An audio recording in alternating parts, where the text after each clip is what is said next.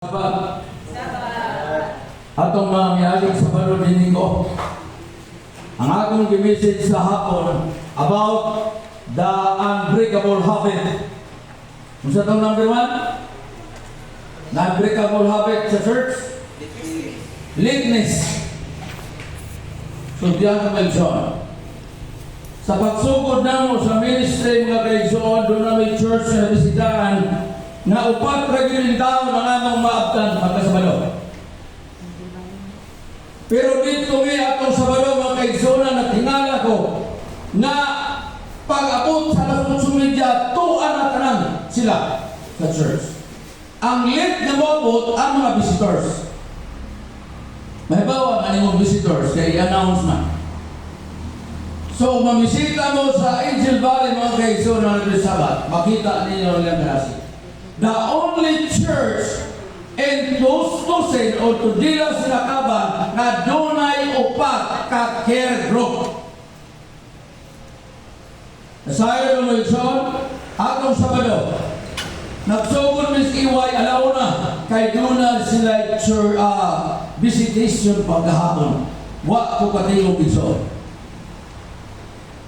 Sa hamubo nga time, ako nakita ang kadasig ang church. Ug doon na sila dito kung nga upat ka girl group nga every Sabbath mamisita na sila igsoon, manggawas na yun sila.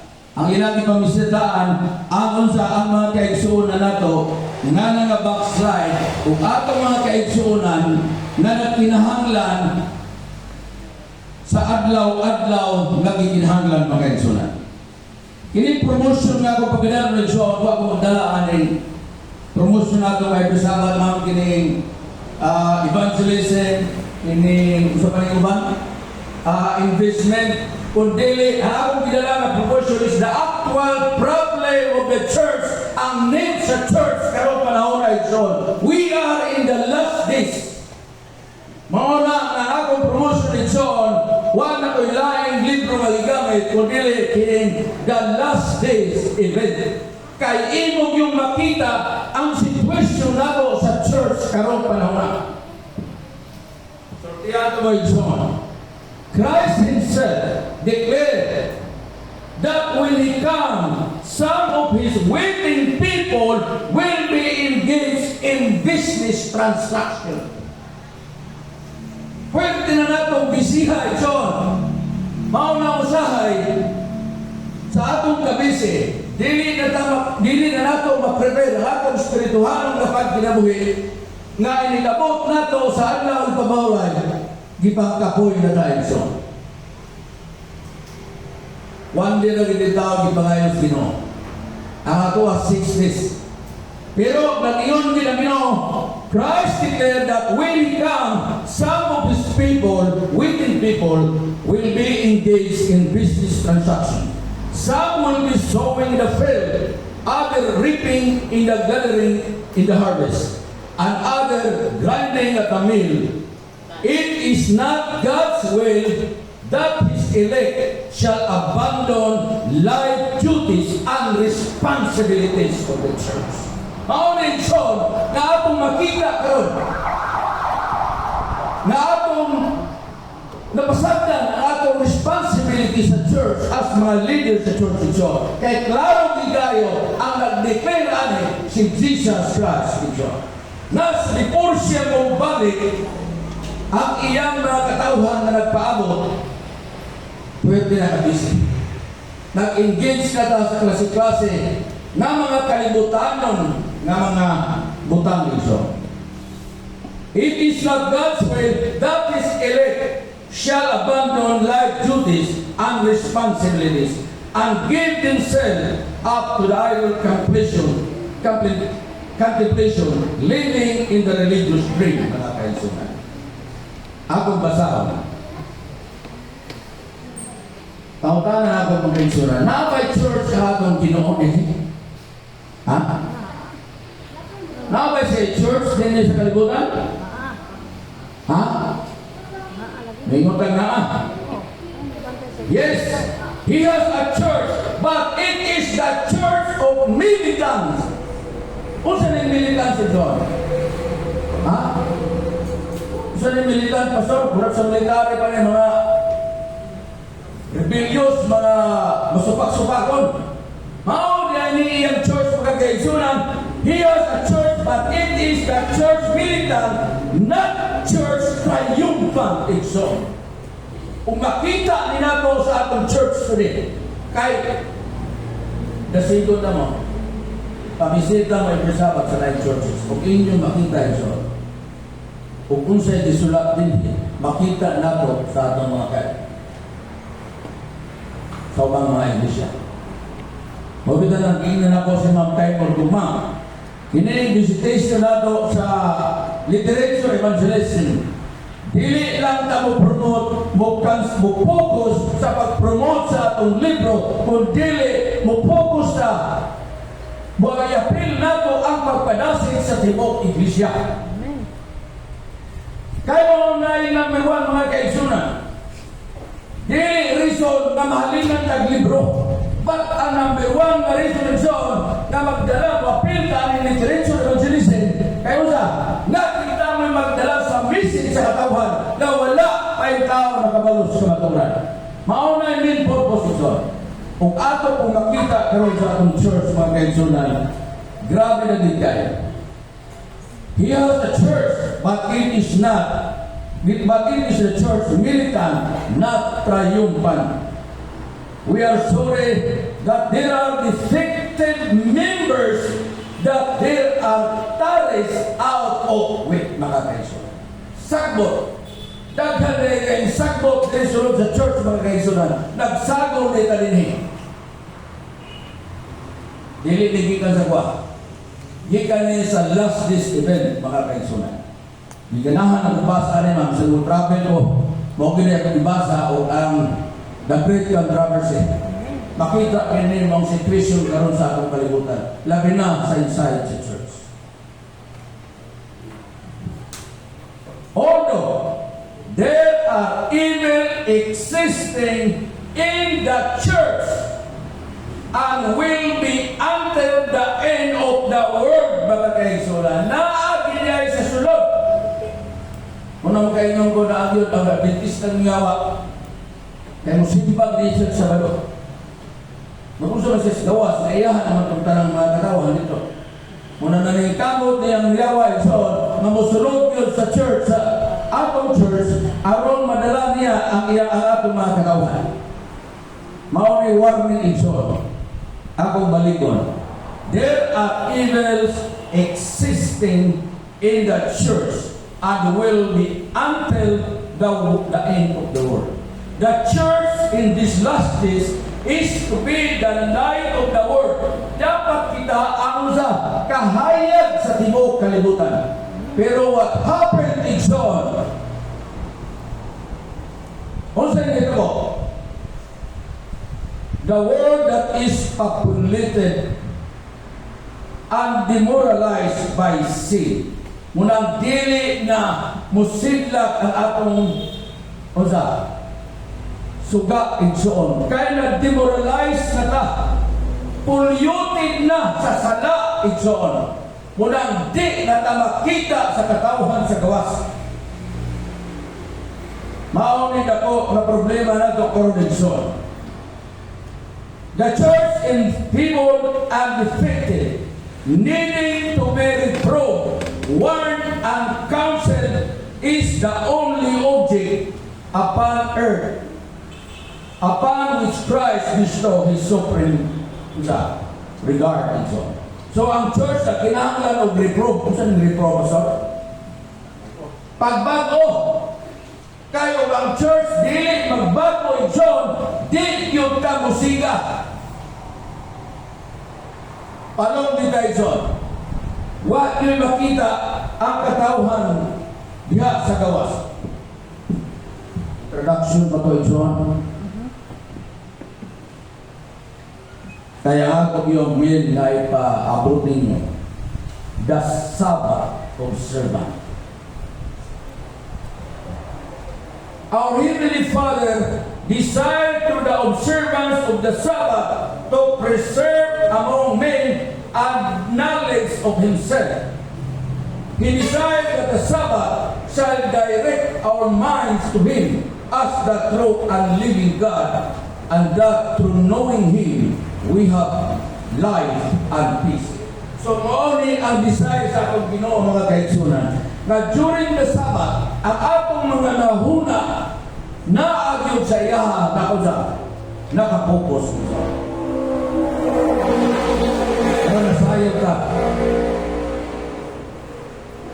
na pagsalop sa adlaw, daghan kayong pagsulay igsoon, na halos ang atong mga attitude na magaw irok o kismado. Mausap na kang tanan sa adlaw ipapahulay. Ang atong mga kinaiya, di na usahay na spelling igsoon. Pero ang iyon ang Ginoo nga sa during the Sabbath, ang atong mga huna-huna o kasing-kasing na kaniya makapokus igsoon. Kung mabalik ang Ginoo sa Sabado sa social media, madala makata. Remember that so na akong Ginoo is God of order. Akong Ginoo is on time. Muna atong bantayan ni John, kay basing sa last days, magluya-luya ta. Sayang atong itugay kaayo nga pagpaabot kaniya. Pagpaabot niya John, dili diya ita madala. All through the week, we are to have the Sabbath in mind. Naginat atong mga una-una, no? Nga naagong Sabbath pag ikapitong adlaw. Making preparation to keep it according to the commandments. But we are not merely to observe the Sabbath as a legal matter. Di, yung tawag na ito, na mag-observe sa Sabbath na mugining legal na pamahagi o legal matters ito. Kasi kaya ano ito, makita kay makasala at Sabado. No, ito. We are to understand the spiritual bearing upon all the transactions of life. Ang importante na yung lesunan, ang atong spiritual na pagkinabuhi during sa Sabbath ito. Diri na ito, may bawa rin ito. Kaysa kaya na ito, i-spend na ito ang Sabbath whole day inside or under the building. I-spend na ito ang Sabado ito. Sunod sa church. Pero nag-ingon ang Ginoo, the necessities of life, the necessities of life must be attended to, the sick must be cared for. Itagaan tagunong kadaw para sa itong pamilya at sa itong pagalingon. Pero sa Sabbath in John, unsa? Nga mapupos sa atong mga huna-huna. Pero sa after sa panihon to in John, niya lang gihapon sa church. Kinsay mamisita sa atong mga kaigsunan na nagsakit. Kinsay mamisita sa atong mga silingan na wala in tao ikaon. Kunara tayo inside the church. Maunid John na nag-throng na nag-observe sa Sabbath afternoon, wala ta sa church, kundi tuwa ta na misita sa atong mga kaigsunan na nangaluya. Mamisita ta sa atong mga igsoon na nangawala na sa pagturo. Kinsa may matiman rin nila. Yan po na ito, Ginoo, higapay na kasing-kasing na mabalik na sila pagsimba. Ang atong pagpamisita nila igsoon, muna mo hikap sa ilang kasing-kasing. Na makita sa atong mga kaigsunan na nag-care ka sa ilaha. Muna ang importante sa atong church nga doon na tayo gitawag nga care group, mga kaigsunan. Ako ganyan ibalik-balik every time na mamisita mo sa church. Kaya kinsa may muke sa atong mga kaigsunan itawag nga nagsakit. Nga nawas balatian sa atong silingan na wain tawag ng kaon ito. The necessities of life must be attended to, the sick must be cared for. The wants to the needy must be supplied. He will not be held guiltless for neglect to relieve suffering in the Sabbath. God holy rest day must made for men. So ang Sabat ay gihimo sa tao. Pero kung sa atong gihimo, wa ka mamisita sa atong mga kaigsunan. Klaro kayo ang Bible mga kaigsunan nga ang Sabat gihimo para sa tao. Pero kung sa atong gihimo sa atong mga kaigsunan na wala na sa kamaturan. Is the elita sitting down always. Kami sa ministry, mga kaigsunan, grabe, gayang ayat ni. Ayo-ayo. Ang uban na maluya. Kung ikaw siguro yung leader, alimang, kung maluya ka, mahurot din mong tanah. Kaya ikaw may daraon sa imong mga members. Grabe ang lagyan. Ako naman siguro na-share ninyo. Sa last time na dito Miss Potol, mga kaigsunan. Nadaghang ang nagkalimangan. Kaya na pa yung mga haka-haka na istorya. Naghiluan. Grabe kayo, John. At mga tayo, Pastor, bilabay mo na akong bag. Huwag akong Bible. Kaya nakaingong din ko, mugimpang na mo. Pero grabe kayo, panasig. Live and right. Di ka Switzerland, di ka sa Amerika. Ayaw, give up. Una igsoon, gitagaan kong mga Bible verse na nagpanasig na akong balik. Muto akong giwali atong sa United Prayer Man. Kaya tugyod na di kita mahadlok niya, di kita mabalaka. Kaya ang Ginoo maghahatag yun sa atong gikinahanglan. Manaw nalipay ko nga nikapil ko aning buhat sa evangelism sa ministry mga kaigsunan. Kaya ganinyo. Akong lawas na ginahinay na kada. Kaya kining United Prayer mga kaigsunan, magsuko ni alas 6 media. Napay mga reflection, mag-ampo, pagka alas 4:15, alas 4 media. Nananan tayo devotional. Grabe tayo, akong nakita sa mga literature evangelists na they are connected with the Lord. Maunit mga tao na dapat mo'y mag-lead sa atong church mga kaigsunan. Kaya ang church na to na kinahanglan o spiritual leadership. Ang atong church, wala magkinahanglan sa inyong mga 30 katuig na mga experience o kaminong kawalayong knowledge. Kaya magsalita sa atong knowledge o experience in John, the church will divide. Pero pag-dependent ka sa knowledge sa Ginoo, the church will unite. Muna karon sa atong church, makita nato John. Nga pwede na gito down, gamaya ay nagsubo nato alas 8 media. Ganinyo, sordinan mo. Kaya sa ako nang ginong ganiya mo, buhatag ng promosyon ang actual build ng Leeds Church. Ang ako po mga sermon, actual po, nga may kinahanglan sa church, daghan kayo mga elders, nga nasuko, kaya nga po namuwali ko about leadership. Puso ka rin ka, iwali. Na makita man ako every Sabbath, ang kakulamon sa leadership sa church. Kung masuko ko na po, subi. Pero noon niya kung nakita ito, di kung magwali diri o gitawag na walay value. Mediocre, na walay value. Kung wali ko diri, malipay kung manay masakit. Kaya man sa dyan, 12 o 15 na siya. Na ang sanganga diri mamungang taon. Huwag doon, musaon pa yun. Hindi ko to, naman.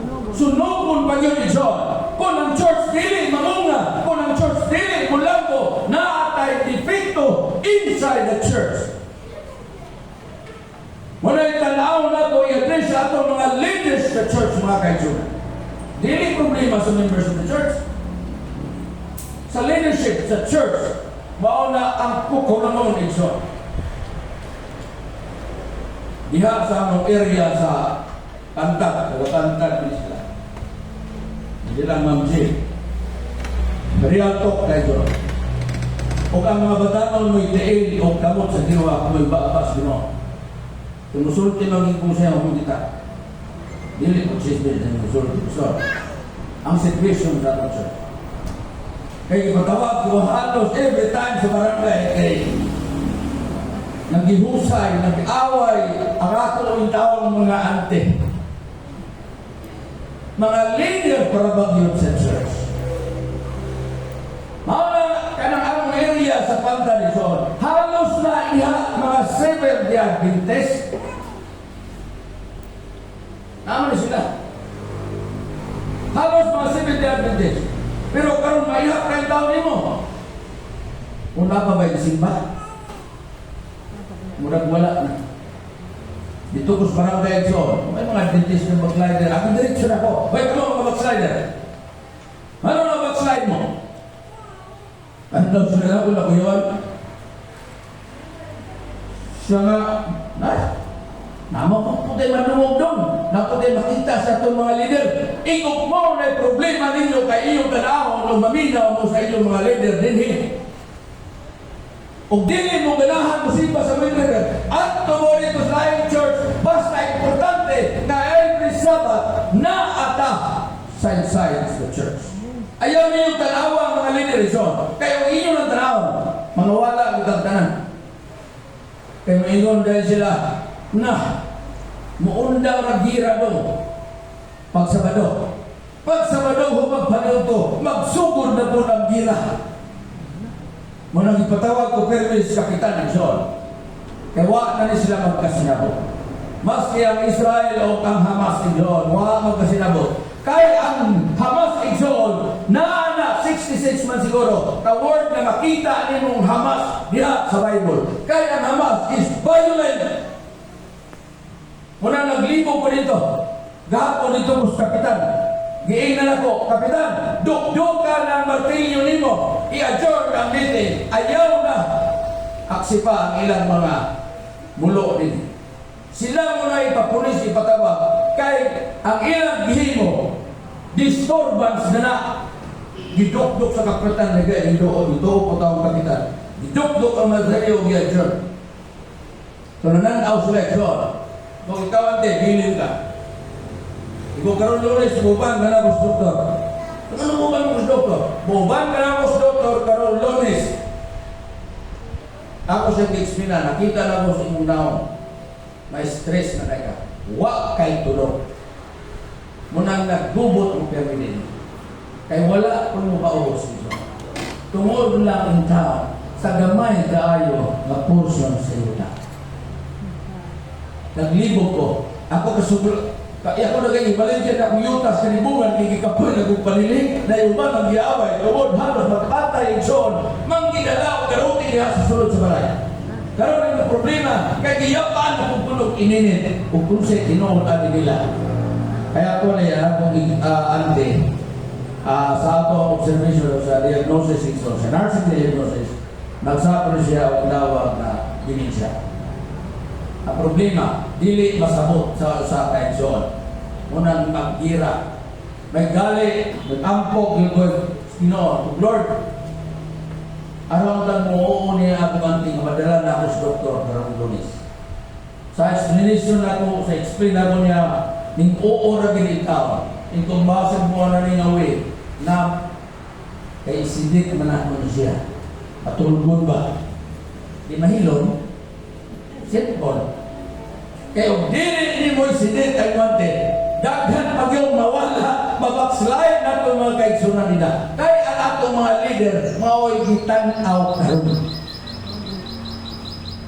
Kung dili na ito makorek ang atong mga leader kaigsunan, magparayong gini, hangtod sa pagbalik sa Ginoo na naagyoy evil na existing inside the church, mga kaigsunan. Niya ginilay niya gawa sa sulod sa church. Unang kita karate, kung di ka stand aning mga pagsulay karon sa atong kinabuhi. Nakita na nato sa last days, gubat. Wala na kaingon kumam. Di magipot na katago siguro. Sabi ninyo sa inyo, tapos Davao na ron. I-remove ang 37 ka mga opisyalis sa polis. Doon ay gisulod na duha ka batalyon na SAP, Special Armed Forces. Unsay sunod ani John? Ha? Unsay kay sunod ani? Wala na. No power ang Davao John. Muna giaksin ko kulba ma'am. Muna maingon ko mo, sibat na ko, balik ko Switzerland. Kaya ako dahil gipangita. Kaya namin mga tao niya sa LTO. Mangatang na niya sila diya sa Bonifacio na Altango. Ilang nakita, nadaghan na pero kay nanulod diri ang mga sakop sa BAF. Bangsamoro Armed Forces. Naabot mismo. Itong buwan na din tani, kadaganan. Naya ay pinipakita, open ka rin na. Kung against ka sa government, sigurado, putpur ka. Dito ko sa barangay ako, mutingog ka against the government, tanggal mo ka na. Kung grabe na. Mao na gini atong ipapot iso. Una mo sa kaya atong dugay-dugayan, atong nang ihangad ang atong mga usa. Atong nang ihangad. Gusto hangad ba rin? Hangad no? Atong nang ihangad ang atong mga mata sa langit. Iso, kay hapit na yun maabot ang pagbalik sa atong Ginoo nga dugay na natong gipabot. Ang atong church nag-need of kausaban ni John, revival, and reformation. Kay kita yun ang disentro karon sa yawa nga madalatan ka na. Mao na kung buhay handong pagpalasig ka na ang mga kaigsunan nga ang atong church na kinahanglan na usa. Revival, renewal, reprove, kausaban ni John. Pero o wala tay meninyo ang before tumulingkod. Ang pinaka-importante nato nga immune ta sa salain John. Immune ta sa mga pagsulay sa yawa ang resunan. Two things are good. Read your Bible and pray every day. And we will grow. Kaya dili ta magbasa sa malang kasulatan ni John. Dali na kayo ta ma-discourage pag-abot ng mga pagsulay sa atong kinabuhi. Munang nakaingon ko, nalipay ko, nga nag-appeal ko aning evangelist, literature evangelism in John. Munang nasigot na mo. Ayaw lang mo focus sa halin. Kundi ang atong focus sa pagdala sa mensahe sa katawhan sa tibok area sa Tunila. Ayaw lang niyo muna-una. Huwag kayo maguna-una, John. Nga doon na ninamag na engineer sa Cebu. Kaya gusto nilang ipapil na po paring mga PAPSI, Philippine Association of Professional Consultants sa mga kaisunan. Gusto kong padala nila sa hell. Kung di, nako. Nag-istorya may mga sakit, ma'am. Nagtingala ko nga, bukat, nagawas ko sa kubaba, ang kanil mga remedies na daw sa box, sa tulapad, at kumbaga. Isa ko, dati ko na din, dati ko na. Kaya ako po mo promote sa akong mga kauban ng mga engineer. Nagya ko pa ito dito. Grabe ang miracle sa John. Kung musalig ang tanay John, mo ginya, ihata ginya ang panalangin na ito ikinanglan sa tibok na ito. Pinagpagkila ito. Muna ako itari sa akong mga tanon, mga illness sa church, na mo-appeal ka aning buhat. Kaya Ginoo na kinahanglan o usa. Mga laborers kaya ang harveston daghan kaayo. Sa pag-harveston kulang ka. Muna na kinahanglan siya, gitawag tas Ginoo na pinangatong mga batanon o atong mga leaders sa church na mo-appeal ka aning literature evangelism. Kaya di rin mo makita John na mag-change ang imong kinabuhi. Kung wala tayo spiritual na pagkinabuhi karon, o ma-appeal ta ani John, ma-change ang atong kinabuhi, ang atong spiritual na pagkinabuhi, mo grow yun John. Kaya nag-ingon ang manuscript ni Ellen G. White na atong i-spread amon sa publication like the leaves of autumn. Isa nag-experience na ng leaves sa autumn. Pakita ni mo sa Europe ni mga Edsunan. Pag maabot, before maabot ang winter, mga Edsunan, kanang-kanang mga dahon, mga tagak na siya, naguyo anak ka bakaw. Kay muna time na maggawas ni John, kay ma-picture ni, kay mo na gitawag o golden opportunity. Makita ni mo ang picture mo na kagwapo Igsoon.